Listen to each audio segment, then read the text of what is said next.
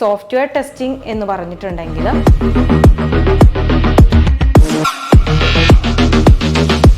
Software ടെസ്റ്റിംഗിൻ്റെ രണ്ട് important ആയിട്ടുള്ള സെക്ഷനാണ്.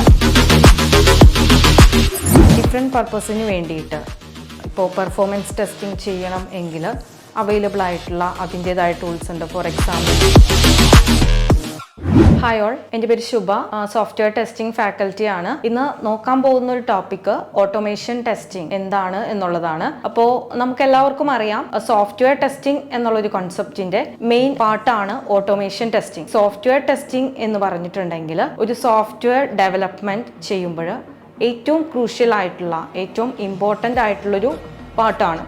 സോഫ്റ്റ്വെയർ ടെസ്റ്റിംഗ് പ്രോപ്പറായിട്ട് ചെയ്യാതെ നമുക്കൊരു product either website or mobile application എന്ത് തന്നെയാണെങ്കിലും മാർക്കറ്റ് റിലീസ് ചെയ്യാനായിട്ട് പറ്റില്ല. സോഫ്റ്റ്വെയർ ടെസ്റ്റിംഗിൻ്റെ രണ്ട് ഇമ്പോർട്ടൻ്റ് ആയിട്ടുള്ള സെക്ഷനാണ് manual testing and automation testing. Manual testing എന്ന് പറഞ്ഞിട്ടുണ്ടെങ്കിൽ ആ ഒരു നെയിം ഇൻഡിക്കേറ്റ് ചെയ്യുന്നത് പോലെ തന്നെ as a person entire functionalities ഇരുന്ന് ചെക്ക് ചെയ്ത് കംപ്ലീറ്റ് ആയിട്ട് അതിനെ വാലിഡേറ്റ് ചെയ്യുന്ന ഒരു പ്രോസസ്സാണ് മാനുവൽ ടെസ്റ്റിംഗ് എന്ന് പറയുന്നത്. ദെൻ ഇനി വരുന്നത് ഓട്ടോമേഷൻ ടെസ്റ്റിംഗ് ആണ്. ഓട്ടോമേഷൻ ടെസ്റ്റിംഗ് എന്ന് പറയുമ്പോൾ നമ്മളത് പെർഫോം ചെയ്യുക ഒരു ഹ്യൂമൻ എഫേർട്ട് അല്ലാതെ തന്നെ കുറച്ച് സ്ക്രിപ്റ്റ് കാര്യങ്ങളൊക്കെ യൂസ് ചെയ്തിട്ട് ആ ഒരു എൻറ്റയർ പ്രോസസ്സ് നമ്മൾ കംപ്ലീറ്റ് ആയിട്ട് ഓട്ടോമേറ്റ് ചെയ്യും ടൂൾസിന്റെ ഹെൽപ്പോട് കൂടിയിട്ട്. അപ്പോൾ ഈ ഓട്ടോമേഷൻ ടെസ്റ്റിംഗ് എന്ന് പറയുമ്പോൾ കൂടുതൽ പോപ്പുലർ ആവാനായിട്ടുള്ളൊരു റീസൺ എന്താണെന്ന് വെച്ചിട്ടുണ്ടെങ്കിൽ മെയിനായിട്ട് ടൈം കൺസംഷൻ വളരെ കുറവായിരിക്കും. ഇപ്പോൾ ഒരു ലോഗിൻ പ്രോസസ് വാലിഡേറ്റ് ചെയ്യുവാണ്, അത് ടെസ്റ്റ് ചെയ്യുവാണെങ്കിൽ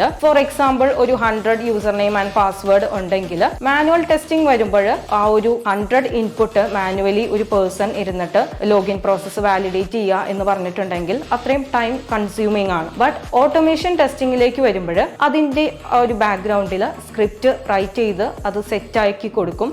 ദെൻ മൾട്ടിപ്പിൾ നമ്പർ, ഇപ്പോൾ 100 അല്ല 1000 വരെ ആണെങ്കിലും ഇൻപുട്ട് വാലിഡേറ്റ് ചെയ്യണം എങ്കിൽ ഈ ഒരു സ്ക്രിപ്റ്റ് യൂസ് ചെയ്തിട്ട് നമുക്ക് ഇപ്പോൾ ഒരു ടൂൾസ് പർച്ചേസ് ചെയ്തിട്ട് അതിൻ്റെ ഒരു ഹെൽപ്പോട് കൂടിയിട്ട് നമുക്ക് ഈസി ആയിട്ട് വാലിഡേറ്റ് ചെയ്യാനായിട്ട് പറ്റും. ഓട്ടോമേഷൻ ടെസ്റ്റിങ്ങിന് കോമൺ ആയിട്ട് യൂസ് ചെയ്യുന്ന ഒരു ടൂളാണ് സെലീനിയം വെബ് ഡ്രൈവർ എന്ന് പറയുന്നത്. എൻ്റയർ ഫങ്ഷണാലിറ്റീനെ കംപ്ലീറ്റ് ആയിട്ട് ഓട്ടോമേറ്റ് ചെയ്യാൻ വേണ്ടിയിട്ടാണ് സെലീനിയം എന്നുള്ളൊരു ടൂൾ യൂസ് ചെയ്യുന്നത്.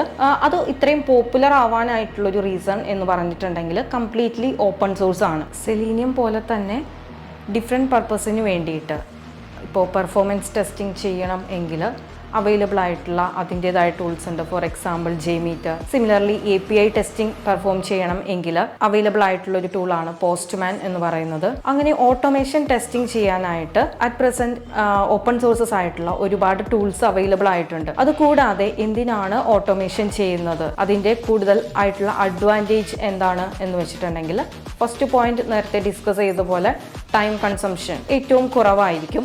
അതുപോലെ തന്നെ ആ ഒരു സോഫ്റ്റ്വെയറിൻ്റെ ക്വാളിറ്റി ഇൻക്രീസ് ചെയ്യാൻ പറ്റും. പിന്നെ എന്തെങ്കിലും ഒരു ചേഞ്ചസ്, എന്തെങ്കിലും ഒരു അപ്ഡേഷൻ ആ ഒരു വെബ്സൈറ്റിൽ വരുത്തിയിട്ടുണ്ടെങ്കിൽ ദ എൻറ്റയർ പ്രോസസ്സ് നമുക്ക് വീണ്ടും ഇവാലുവേറ്റ് ചെയ്യണം എങ്കിൽ, ടെസ്റ്റിംഗ് ചെയ്യണം എങ്കിൽ ഓട്ടോമേഷൻ ചെയ്യുമ്പോൾ അത് ഈസിലി ഹാൻഡിൽ ചെയ്യാനായിട്ട് പറ്റും. ഇതൊക്കെയാണ് ഓട്ടോമേഷൻ ടെസ്റ്റിങ്ങിൻ്റെ അഡ്വാൻറ്റേജസ് പറയുന്നത്. ഇപ്പോൾ IT കമ്പനീസ് എല്ലാം തന്നെ ഫോളോ ചെയ്യുന്നത് ഓട്ടോമേഷൻ ടെസ്റ്റിംഗ് തന്നെയാണ്.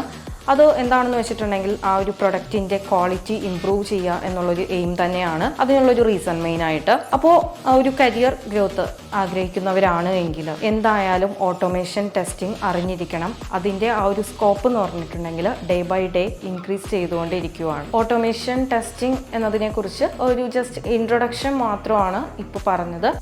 ഇനി മെയിനായിട്ടുള്ള ഓട്ടോമേഷൻ കൺസെപ്റ്റ്, അതിൽ വരുന്ന സ്ക്രിപ്റ്റ് എങ്ങനെയാണ്, അങ്ങനെ ഡീറ്റെയിൽ ആയിട്ടുള്ള കാര്യങ്ങൾ അടുത്ത വീഡിയോയിൽ ഡിസ്കസ് ചെയ്യാം.